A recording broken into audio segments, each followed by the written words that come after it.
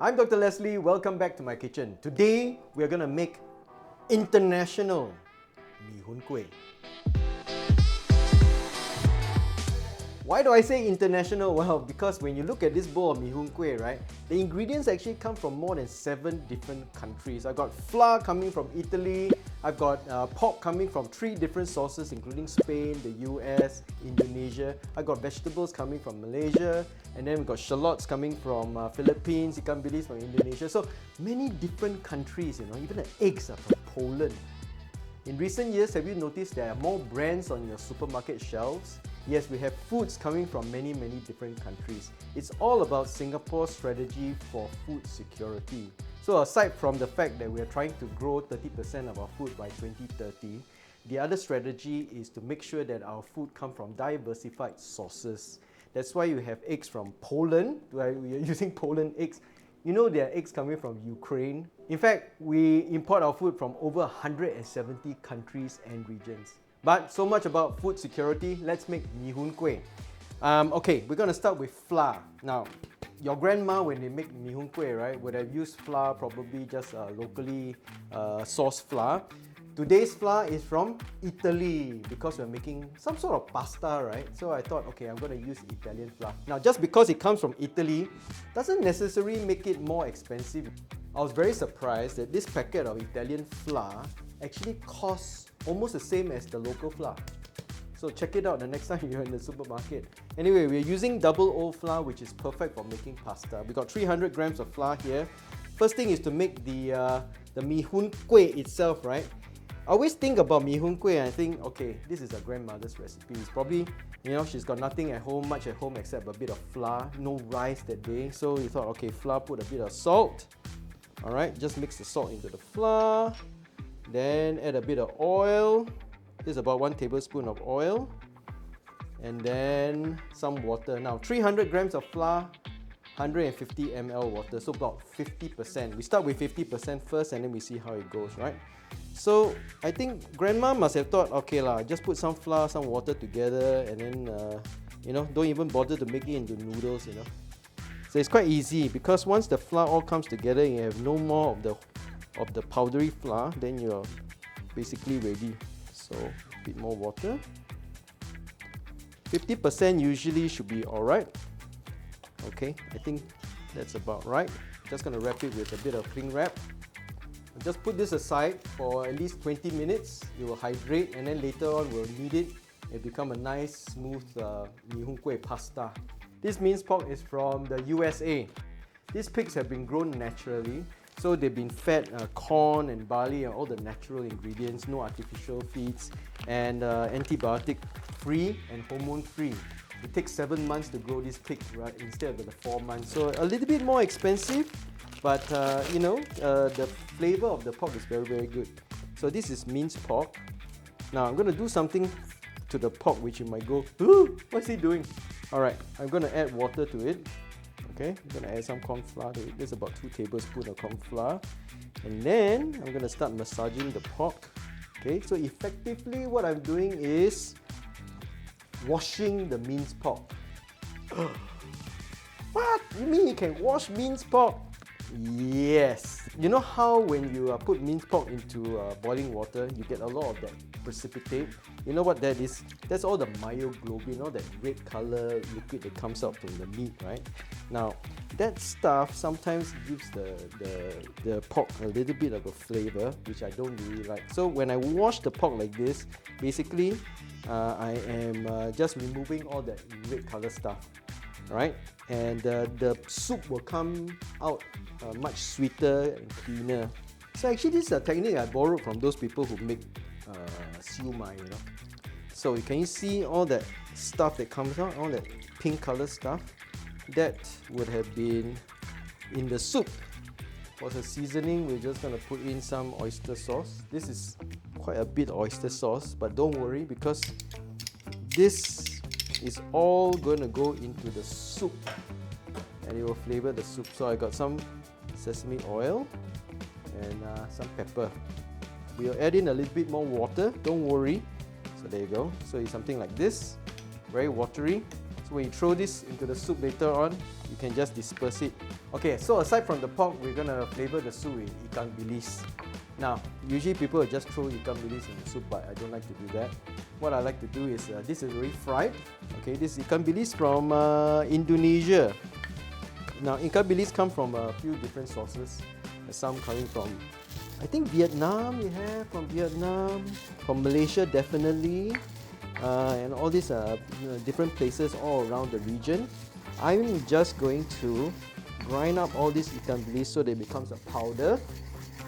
So there you go, that's the nice Ikan Bilis that's all been made into a nice powder. That will give that soup that umami, yummy flavor, make you want to drink more and more soup. Yeah. And then let's talk about money. This is this is Mani Chye. So first time I came across Mani Chye, right, was at this place that sells ban mian, and they boast, say we only use Mani Chye because it's the traditional vegetable that is used in Mee Hoon Kueh and ban mian and so on and so forth. I have never come across Mani Chye then. Now I thought, what kind of chai is this? How come called Mani Chye? I know the Chinese like money a lot, but did they name a vegetable after money? It actually turned out that it's called Mani Chye because in Malay, this particular vegetable is called sayur manis, which means sweet vegetable. So I think the Chinese must say, oh, sayur manis, Mani Chye. So it's nothing to do with money, okay? Okay, so this Mani Chye is really a Southeast Asian kind of plant. These ones come from Malaysia, but I was told we are importing Mani Chye from China. You can use it for Mee Hoon Kueh, and traditionally they like to cook it with eggs. Put that stock into some soil and some water and then grow your own Mani Chye. Yeah, grow your own money. Who says money don't grow on trees? Okay, so for the Mani Chye, we're just gonna wash it. I'm gonna add a little bit of salt. Alright, what we want to do is to massage the Mani Chye and sort of crush it like this. Because, the leaves are nice to eat, but they can be a little bit fibrous. So the trick is to just crunch them like that, and at the same time you wring out some of that green stuff, which can be a little bit bitter. The water has become green. Alright, so that's exactly what we want. Okay, now we're going to check on my Mee Hoon Kueh. Alright, so you can see that it's quite smooth. The gluten is already nice and relaxed, so you should be able to stretch it quite nicely. Alright. Now the longer you rest it, the easier it is to stretch. You can imagine how they make this, use this to make la mian, right? So the secret is just to leave it for a few hours. If you leave it overnight, even better. But as you can see, it's already quite stretchy, and as you stretch it a few times, it becomes really tough. Let's get our soup ready, and then we can start to make the Mee Hoon Kueh. Okay, so now it's time to make the soup. This is fresh Indonesian pork bone because I don't think I can get frozen bone from anywhere, so I'm using fresh Indonesian pork bones. It's just two big bones which we basically just boil for the last 3 hours. If you don't have pork bone broth, don't worry. You can just use some chicken stock cube. Just go and buy a bottle of the Japanese pork tonkotsu ramen broth. That will work as well. Just add a little bit in to water and you got your bone broth. Okay, so the pork bone broth is boiling. We're gonna add in, remember this is the US minced pork. Okay, just gonna throw this in. Throw it all in. Wow, holy a lot of stuff, right? Okay, so we got Indonesian fresh pork, US frozen pork. Later on, we're gonna put in some Spanish Iberico pork. This is frozen, but I find that when they freeze it properly, the quality is actually very good. It's part of the strategy of food security, right? You can't have all the pork that's fresh. Some of the pork that they've already frozen and put into the warehouse, and it can last for months. So it's part and parcel of the food security strategy. And now we put in the powdered Ikan Bilis. Right, this is going to really give it power. Just now we washed the pork already to try to get rid of as much of the impurities as we can, but there will still be a little bit left. So you just skim it off. Okay, so basically, I find it's easy to have it about this size. and then use your thumb to sort of stretch it like that. Alright, and then just tear it off, flatten it, right? And then just throw it in. Beauty of the Mee Hoon Kueh is that you want some parts to be thick, some parts to be thin. Remember, I'm using Italian flour today. Now, flours from different countries do have their own peculiarities, so you can experiment with all the different kinds of flour. In fact, they even have flour from India. You can get flour from Vietnam, all sorts of places. We are really diversifying the sources of our food nowadays. So I got this lovely Spanish Iberico pork. I'm so glad that we are getting pork from Spain. You can see although it's pork, it's very special, right? It's got very nice marbling, and this pork, you don't really need to do much to it. You can just add it into the soup. So guys, I know you guys probably quite okay with frozen pork, but maybe grandmas and aunties, don't worry. Frozen pork is pretty good. When the frozen process is well managed, it's actually very good. Finally, the Mani Chye. Okay, so there you go. My international Mee Hoon Kueh is ready. So even though this food is coming from all these different countries, as you know Singapore very kiasu. Our SFA makes sure that all the food that is imported here is safe for consumption. So can pang sim, you can eat with confidence that the food is good quality and is healthy. Maybe I can just have a last taste to make sure.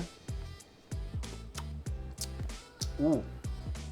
Okay, for those of you who want the extra egg, this is where you put in your egg. These eggs are from Poland. Again, I am just amazed that we got eggs from Poland.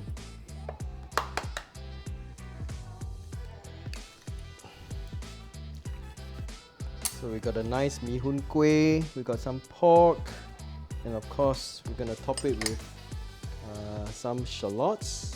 These are again from Philippines. Of course, crispy Ikan Bilis. This one must put. Of course, the star of our show, the Mee Hoon Kueh itself, and this is Italian Mee Hoon Kueh, yeah, because it's made from Italian flour. Toothy. There's Ikan Bilis from Indonesia, shallots from Philippines, Spanish pork soup made from pork from Indonesia, US. So, international Mee Hoon Kueh. This food is so comforting, so delicious and so yummy. I hope you learned something today and you'll do it for your family. Next time you're at a supermarket, at a wet market, just have a look around, and find out where all your things are coming from. You'll be amazed. Until next time, happy cooking.